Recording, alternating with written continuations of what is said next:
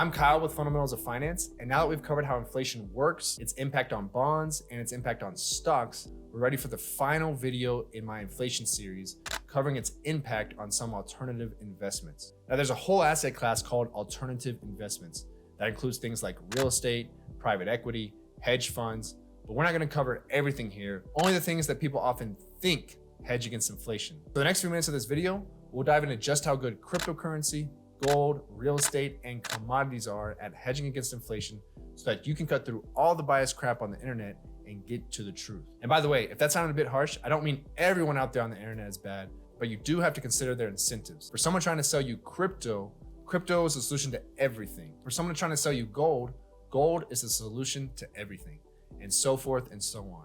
So let's start with crypto as an example. Proponents say it's a great long-term investment, yet somehow also a stable store of value like the dollar. And some people say it's a middle finger to the government, while others say it was created by the government. So it's no surprise some people say it's an inflation hedge too. Yet I have to stretch my brain pretty far to imagine how anyone could possibly think this. I'm guessing it's because currencies tend to weaken in inflationary environments, and people see this as an alternative to currency. I get the logic, but it's really not being used as an alternative to currency today by very many people. Maybe it can become that one day, but right now it's a highly speculative investment, and its price is driven by a whole host of things that are more important for its future than inflation. So I think the link is pretty weak there. Just to hit this point home, you can see in this chart how over the past year, as inflation has been steadily rising, Bitcoin has been all over the place and it overall has actually fallen. Verdict: crypto is not at all a reliable inflation hedge. What about gold? Sort of crypto before crypto existed, right? The anti-government conspiracy theorists, or people who thought the dollar was going to lose all of its value, often put large sums of their money in gold. All we need now is guys standing on the street corners with signs that say cash for crypto,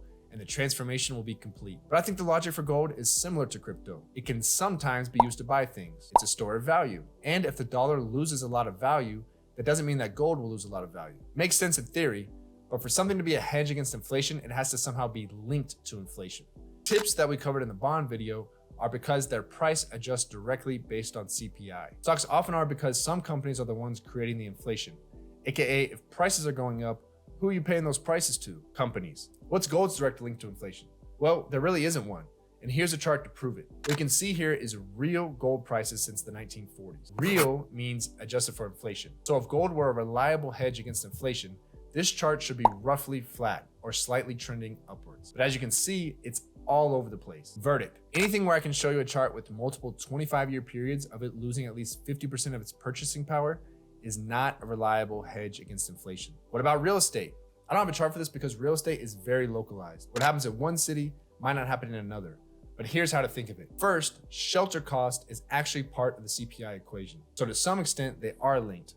But inflation can go up for many reasons. So we'll focus on times with broad inflation that's not just driven by real estate. If real estate is the entire driver of inflation, meaning real estate prices are going up, obviously real estate would be a good investment.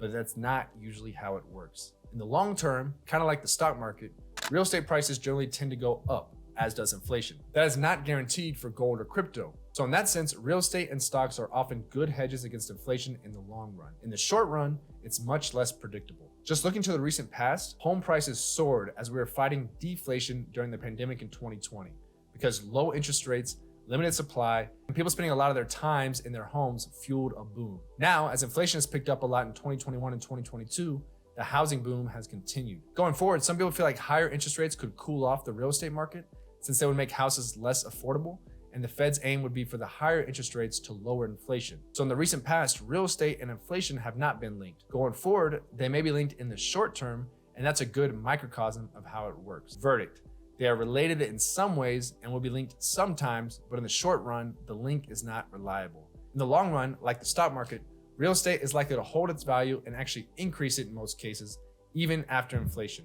Though of course it depends on what and where it is. And last but not least, what about commodities? I won't go too deep here because we talked about commodities and commodity companies in the video about inflation's impact on the stock market.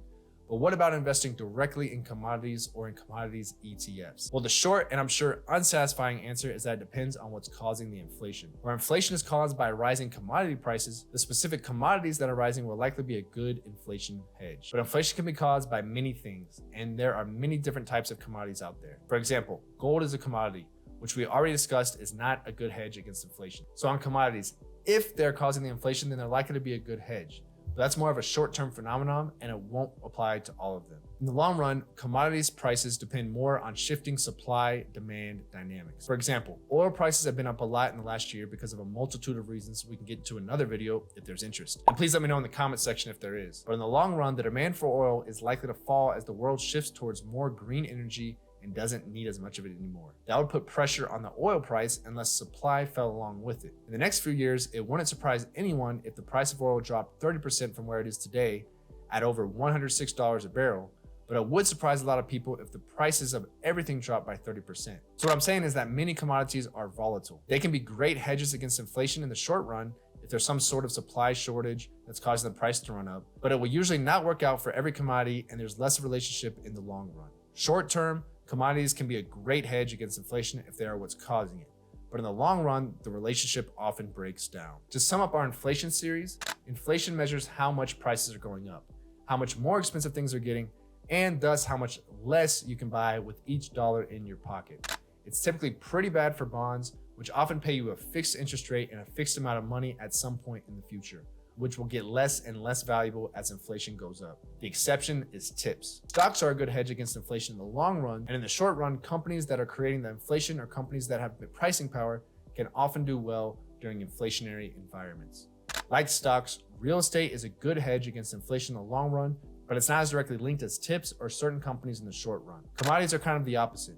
Certain ones can be great hedges in the short run, but will be less reliable in the long run. In crypto, gold, just drive by the guy with the sign and continue on with your day. If you really want to learn more about investing, check out my investing webinar below called The 9 Habits of Successful Investors. The link is in the description below. Thank you for watching, and I will see you in the next video.